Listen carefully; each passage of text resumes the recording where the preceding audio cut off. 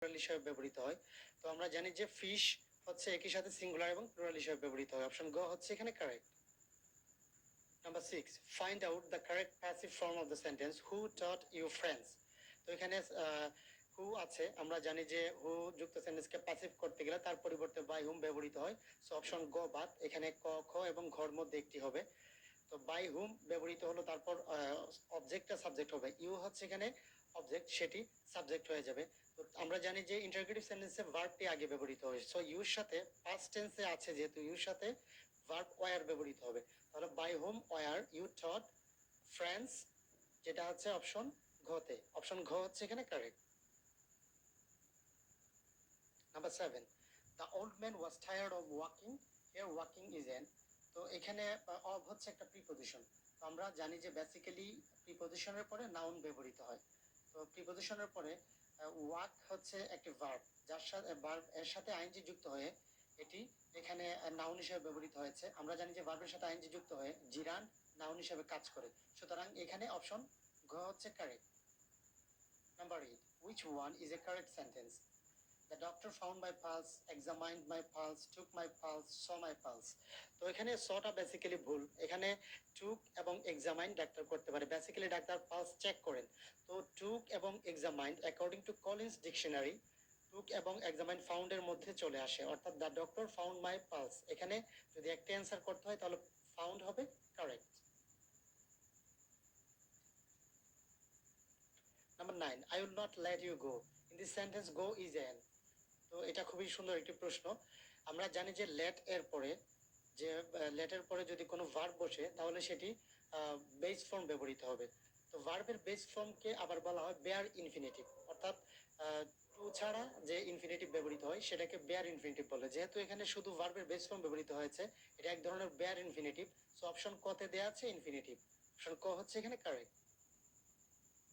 Number 10, when Ushashi entered the room everybody stopped talking. তো এখানে enter ভার্বটি আমরা জানি যে এন্টার হচ্ছে এমন একটা ভার্ব যার পরে কোনো প্রিপোজিশন ব্যবহার করতে হয় না। এন্ড এই ইনটু ব্যবহৃত হয় বেসিক্যালি গতিশীলতার ক্ষেত্রে, কিন্তু এন্টার ভার্বটি নিজেই গতিশীল। সো এখানে তারপরে কোনো প্রিপোজিশন ব্যবহৃত হয় না। অপশন ঘ হচ্ছে এখানে correct, no preposition required. Number 11, the play the birthday party is written by. তো আমরা জানি যে দ্য বার্থডে পার্টি লিখেছিলেন হ্যারল্ড পিন্টার, অপশন গ হচ্ছে এখানে correct. Number 12, who is the author of the first scientific romance the time machine. তো আমরা জানি যে দ্য টাইম মেশিন হচ্ছে একটা নোভেলা, অর্থাৎ এটি শর্ট স্টোরি থেকে বড় এবং একটি উপন্যাস থেকে ছোট, যেটি লিখেছিলেন H.G. ওয়েলস। অপশন ক হচ্ছে এখানে correct. Number 13, call me if you have any problems regarding your work, here regarding is an. তো এখানে রিগার্ডিং ইয়োর ওয়ার্ক এই যে নাউনটির পূর্বে ব্যবহৃত হয়েছে হয়ে পুরো সেন্টেন্সের সাথে সংযোগ স্থাপন করেছে। সুতরাং আমরা জানি যে প্রিপোজিশন নাউনের পূর্বে বসে অন্যান্য ওয়ার্ডের সাথে সম্পর্ক স্থাপন করে। তো এখানে রিগার্ডিং প্রিপোজিশন হিসেবে ব্যবহৃত হয়েছে, অপশন গ হচ্ছে এখানে correct. Number 14, select the correct comparative form of the sentence, a string of the pearls was not so bright as her teeth।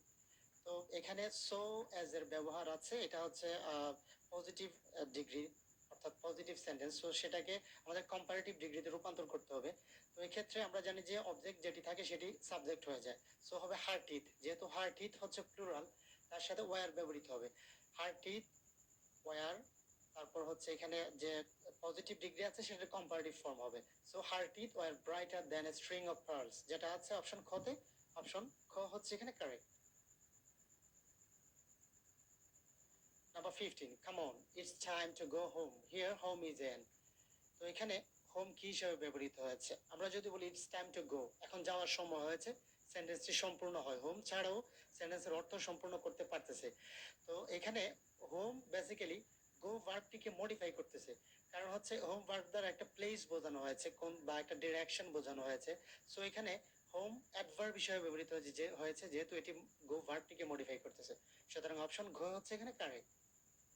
Number 16, huffing and puffing, we arrived at the classroom door with only 7 seconds to spare. In this sentence, the verb arrive is। তো আমরা জানি যে basically arrive হচ্ছে একটা intransitive verb. So এখানে এই সেন্টেন্সও দেখা যায় অ্যারাইভ, উই অ্যারাইভড, আমরা পৌঁছেছিলাম। তারপর প্রশ্ন আসে না হোয়াট, অর্থাৎ অর্থাৎ কি অ্যাডাপ্ট, যদি হোয়াট দ্বারা প্রশ্ন করলে কোনো উত্তর পাওয়া যায় অর্থাৎ অবজেক্ট বসাতে হয়, সেই ক্ষেত্রে এটা হবে ট্রানজিটিভ। যেহেতু এখানে কোনো হোয়াট দ্বারা উত্তর করলে প্রশ্ন করলে কোনো উত্তর নেই, সো অ্যারাইভ হচ্ছে এখানে ইনট্রানজিটিভ ভার্ব। আর বেসিক্যালি এই যে সেন্টেন্সটি, এটি আমেরিকান একটা ওয়েবসাইট থেকে নেওয়া হয়েছে। আমি ওয়েবসাইটের লিঙ্কটা ডেসক্রিপশন বক্সে দিয়ে দিব। অপশন ক হচ্ছে এখানে correct. Number 17, which one of the following is a common gender? তো এখানে কোনটি কমন জেন্ডার? এখানে কিং, এম্পারার, কুইন। কিং হচ্ছে একটা masculine gender, emperor masculine gender, আর কুইন হচ্ছে ফেমিনিন জেন্ডার। সো সভরেইন মানে হচ্ছে শাসক বা শাসনকর্তা, যেটা মাস্কুলিন এবং ফেমিনিন উভয় হিসেবে ব্যবহৃত, অর্থাৎ কমন জেন্ডার। অপশন খ হচ্ছে এখানে correct. Number 18, to win a prize is my ambition. The underlined part of the sentence is an. তো এখানে to win a prize হচ্ছে is ভার্বটির সাবজেক্ট। আমরা জানি যে নাউন অথবা প্রনাউন কোন ভার্বের সাবজেক্ট হিসেবে ব্যবহৃত হতে পারে, সুতরাং এখানে টু উইন এ প্রাইজ হচ্ছে নাউন ফ্রেজ। খ হচ্ছে এখানে correct. Number 19, choose the word opposite in meaning to terse. তো টার্স মানে হচ্ছে সংক্ষেপ বা সংক্ষিপ্ত করা। তো এখানে এটা হচ্ছে একটা অ্যাডজেক্টিভ, তার বিপরীত শব্দ চাওয়া হয়েছে। সো এখানে হচ্ছে ডিটেইলড, বিস্তারিত বা বিশদ। অপশন খ হচ্ছে এখানে correct. Number 20, who's that? In this sentence that is an. তো এখানে হু ইজ দ্যাট বেসিক্যালি। তো ইজ ভার্বটির অবজেক্ট হিসেবে ব্যবহৃত হয়েছে দ্যাট। আমরা জানি যে কোন ভার্বের সাবজেক্ট অথবা অবজেক্ট হয় নাউন হবে, নয়তো প্রনাউন হবে। সো দ্যাট এখানে প্রনাউন হিসেবে ব্যবহৃত হয়েছে। অপশন ক হচ্ছে এখানে কারেক্ট।